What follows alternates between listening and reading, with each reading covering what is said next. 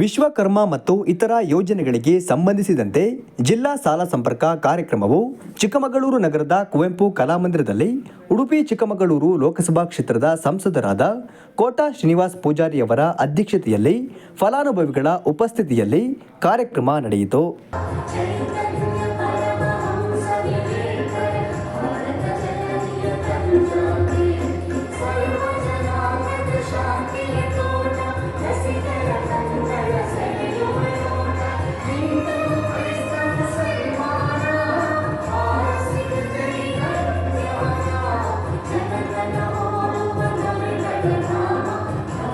ಉಡುಪಿ ಚಿಕ್ಕಮಗಳೂರು ಲೋಕಸಭಾ ಕ್ಷೇತ್ರದ ಸಂಸದರಾದ ಕೋಟಾ ಶ್ರೀನಿವಾಸ್ ಪೂಜಾರಿಯವರು ಜ್ಯೋತಿ ಬೆಳಗುವುದರ ಮೂಲಕ ಉದ್ಘಾಟಿಸಿ ಕಾರ್ಯಕ್ರಮಕ್ಕೆ ಚಾಲನೆ ನೀಡಿದರು.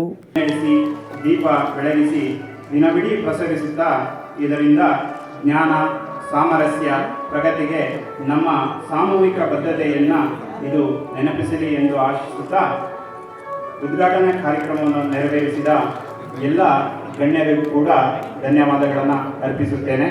ಬಳಿಕ ಮಾತನಾಡಿದ ಅವರು, ನಾನು ಗ್ರಾಮ ಪಂಚಾಯಿತಿ, ತಾಲೂಕು ಪಂಚಾಯಿತಿ, ಜಿಲ್ಲಾ ಪಂಚಾಯಿತಿ ಅಧ್ಯಕ್ಷನಾಗಿ, ವಿಧಾನ ಪರಿಷತ್ ಸದಸ್ಯನಾಗಿ, ವಿಧಾನ ಪರಿಷತ್ ವಿರೋಧ ಪಕ್ಷದ ನಾಯಕನಾಗಿ ಕಾರ್ಯನಿರ್ವಹಿಸಿದ್ದೇನೆ. ಇಂದು ಲೋಕಸಭಾ ಸಂಸದನಾಗಿ ಜನರು ನನ್ನನ್ನು ಆಯ್ಕೆ ಮಾಡಿದ್ದಾರೆ. ನಾನು ತಳಮಟ್ಟದಿಂದ ರಾಜಕಾರಣಕ್ಕೆ ಬಂದವನಾಗಿದ್ದರಿಂದ ನನಗೆ ಸಾರ್ವಜನಿಕರ ಕಷ್ಟಗಳು ಬಹುಬೇಗ ಅರಿಯುತ್ತದೆ ಎಂದು ತಿಳಿಸಿದರು. ಮತ್ತು GST ಬಿಲ್ ಬೇಕಾಗಿಲ್ಲ.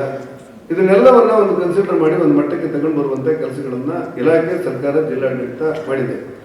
ಬ್ಯಾಂಕಿನವರಿಗೆ ಏನಾದರೂ ಅನುಭವದ ಕೊರತೆ ಇದ್ದರೆ ಅದನ್ನು ಕೂಡ ಸರಿಪಡಿಸ್ಕೊಳ್ಬೇಕು. ನಮ್ಮ ಫಲಾನುಭವಿಗಳು ಕೂಡ ಇದು ಮರುಪಾವತಿ ಮಾಡಬಹುದಾದಂಥ ಸಾಲ. ಯಾರು ಹೇಳಿದಂತೆ 11% ಕೊಡ್ತೇವೆ, ಸಬ್ಸಿಡಿ ಬಂದ ಮೇಲೆ 5% ನಾವು ವಾಪಸ್ ಮಾಡ್ತೇವೆ ಅಂತೇಳಿ ಅದಿಲ್ಲ. ಕೊಡುವಾಗಲೇ 5% ಅಂತೇಳಿ ಆದೇಶ ಮಾಡಬೇಕು. ನಿಮ್ಮೆಲ್ಲರೂ ಮನಸ್ಸೊಳಗೆ ಇರಲಿ. ಕೊಡುವಾಗಲೇ ಲೀಡ್ ಬ್ಯಾಂಕ್ ಮ್ಯಾನೇಜರ್ ಜವಾಬ್ದಾರಿ ತಗೊಳ್ಳಿ. ಕೊಡುವಾಗಲೇ 5% ಅಂತ ಮಾಡಬೇಕು. ಮತ್ತೆ ಹೆಚ್ಚು ಮಾಡಿ ಕಡಿಮೆ ಮಾಡುವಂಥದ್ದು ಏನಿಲ್ಲ. GST ಬಿಲ್ ಬೇಕಾಗಿಲ್ಲ. 7%, 5% ಹೇಳಿ. ಅಲ್ಲಪ್ಪ, ನೀವು ಗಡಿಬಿಡಿ ನೋಡೋದು ಬೇಡ. ನಮ್ಮ ಲೀಡ್ ಬ್ಯಾಂಕ್ ಭಾರಿ ಒಳ್ಳೆ ಮನುಷ್ಯ, ಅದರಲ್ಲೇನು ಅನುಮಾನ ಇಲ್ಲ. ನೀವು ಗಡಿಬಿಡಿ ಜಾಸ್ತಿ ಅನ್ನೋದು ಬಿಟ್ಟರೆ ಭಾರಿ ಆ ಗಡಿಬಿಡಿಯಲ್ಲಿ ಓಡಾಟ ಮಾಡೋದು ನೋಡಿದ್ರೆ ನಮ್ಗೆ ಸದ್ಯ ಖುಷಿ. ಯಾಕಂದ್ರೆ ಒಬ್ಬರಾದ್ರೂ ಜವಾಬ್ದಾರಿ ತಗೊಳ್ಬೇಕಲ್ಲ. ಹಾಗಾಗಿ GST ಬಿಲ್ ಬೇಡ ಅಂತೇಳಿ ಮಾಡಿದ್ದು ಅವರೇ, ಪ್ರಮುಖವಾಗಿ ಅವರೇ. ಜಾಮೀನು ಬೇಡ ಅಂತೇಳಿ ಎಲ್ಲರಿಗೂ ನಿರ್ದೇಶನ ಕೊಟ್ಟದ್ದು ಸರ್ಕಾರ ಕೊಟ್ಟಿದೆ. ಅದನ್ನು ಅನುಷ್ಠಾನ ಮಾಡುವ ಲೀಡ್ ಬ್ಯಾಂಕ್ ಮ್ಯಾನೇಜರ್ ಅಂತ ಹೇಳಿದ್ದಾರೆ. ಅಲ್ಲ, ಸರ್ಕಾರ ಕೊಟ್ಟಿದ್ದು ಅನುಷ್ಠಾನ ಮಾಡಬೇಕು, ಜನ ಬೇಕಲ್ಲ.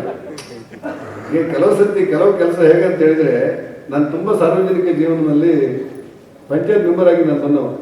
ಈ ತಳಮಟ್ಟದ ಕೆಲವು ಸಮಸ್ಯೆಗಳೆಲ್ಲ ನನಗೆ ಬೇಗ ಅರ್ಥ ಆಗಿಬಿಡುತ್ತೆ. ಹಾಗಾಗಿ 1000 ಜನರಿಗೆ ಕೊಟ್ಟಿದ್ರೆ ಇಲ್ಲಿಗೆ ಮುಗೀತು ಅಂತ ತಿಳ್ಕೊಬೇಡಿ ಯಾರು.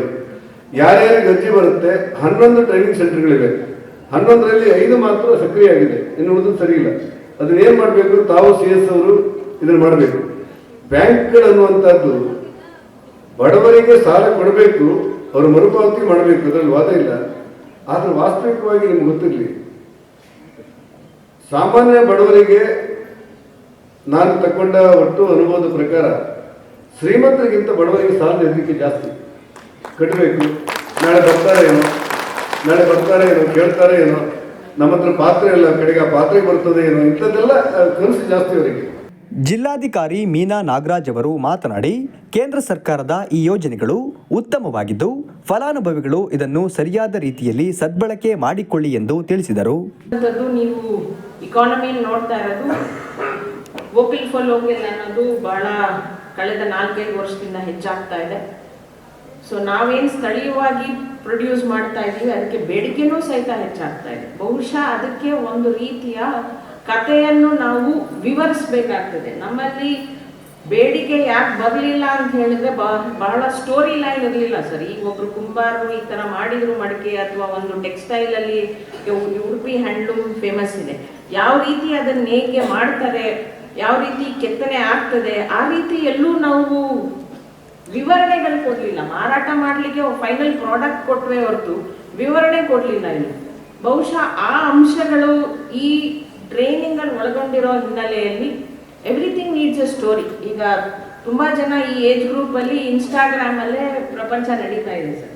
ಬಹುಶಃ ಅರ್ಧ ಗಂಟೆ ಎಲ್ಲ ಈಗ ಲೇಟೆಸ್ಟ್ ಕಾರ್ಯಕ್ರಮದಲ್ಲಿ ಜಿಲ್ಲಾ ಪಂಚಾಯಿತಿ ಮುಖ್ಯ ಕಾರ್ಯನಿರ್ವಹಣಾ ಅಧಿಕಾರಿ ಕೀರ್ತನ, ನಗರಸಭೆ ಪೌರಾಯುಕ್ತರಾದ ಬಿಸಿ ಬಸವರಾಜ್, ರವೀಂದ್ರ ಬೆಳವಾಡಿ, ಸಂತೋಷ್ ಕೋಟ್ಯಾನ್, ವಿಶ್ವಕುಮಾರ್, ಕನ್ನಯ್ಯ, ಅನಿಲ್ ಕುಮಾರ್, ಮಹೇಶ್, ವೆನಿಲಾ ಎನ್ ಭಾಸ್ಕರ್, ಸುರೇಶ್ ಹಾಗೂ ಇನ್ನಿತರರು ಉಪಸ್ಥಿತರಿದ್ದರು.